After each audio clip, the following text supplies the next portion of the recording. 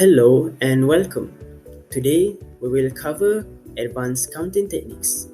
My name is Muhammad Ilham Mulihim bin Abdurrahman, metric number 155315. First, we dive into the topic of recurrence relations.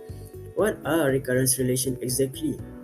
In definition, a recurrence relation is an equation that expresses an in terms of one or more of the previous terms of the sequence, namely a0, a1 until an minus 1, for all integers n with n is bigger or equal to n0, where n0 is a non-negative integer. In other words, say we have a sequence of numbers with the size n of 5, and the numbers are 1, 2, 3, 4, and 5. Based on the definition, we can assign the first number as a0, the second number as a1, the third number as a2, the fourth number as a3, and the fifth number as a4. I hear you ask, why the sequence ends with n equal to 4 but our size n is 5? Simple. Because we usually start counting from n equal to 0, then our sequence will end on n equal to 4. Other than that, we can also assign an minus 5 to the first number, an minus 4 to the second number, and so on. It is the same thing. Do you get it? If not, don't worry. Let us see an example. Let an be a sequence that satisfies the recurrence relation an equal to an minus 1 plus 3 for n equal to 1, 2, 3, 4, and so on.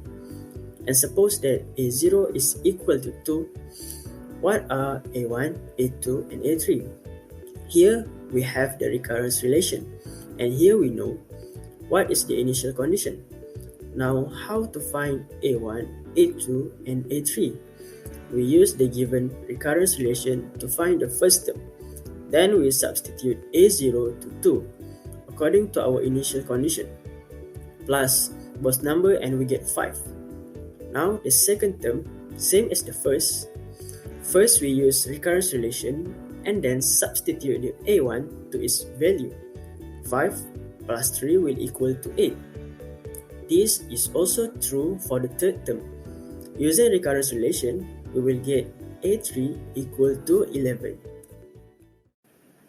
Next, we will discuss how to solve a recurrence relation.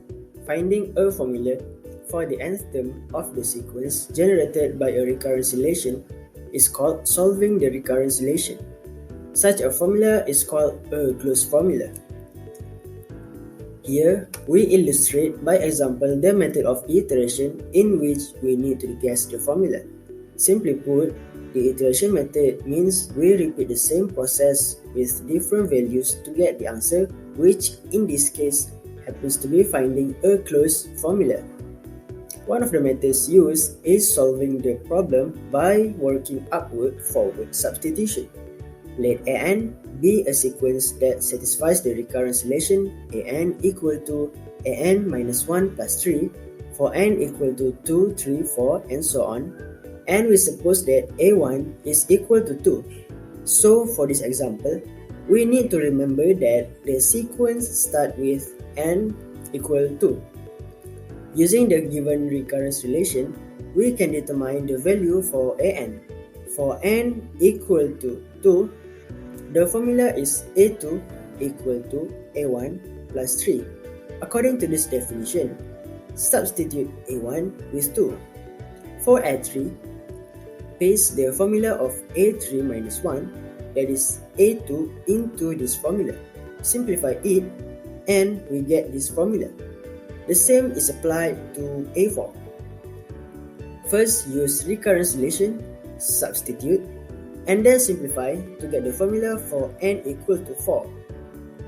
After a few repetitions, we notice that for each consecutive terms, there is a difference of 3. So, we can realize that when a1 plus 3 that is multiplied by n minus 1 will equal the current term, and that is how we find the closed formula. Let's proceed. What is a Fibonacci sequence? Fibonacci is a recurrence relation but a bit different. It can be said that a Fibonacci sequence is a series of numbers where each number is the sum of the two preceding numbers.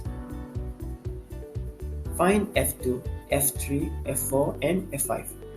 Given that f0 equal to 0 and f1 equal to 1, the recurrence relation is fn equal to fn minus 1 plus fn minus 2. The first term we need to find is f2. Using a recurrence relation and substitute the terms, we get the value for f2. The same applied to f3 and so on. First, we use recurrence relation and substitute to their respective value to get the current term.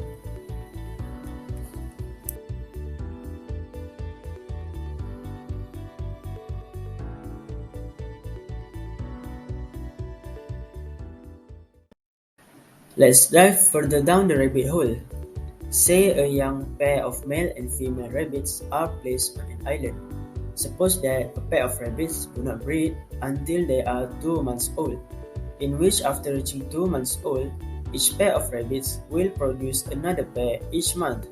Assuming that the rabbits never die, what is the recurrence relation for the number of rabbits on the island after nth months? Let's have a closer look.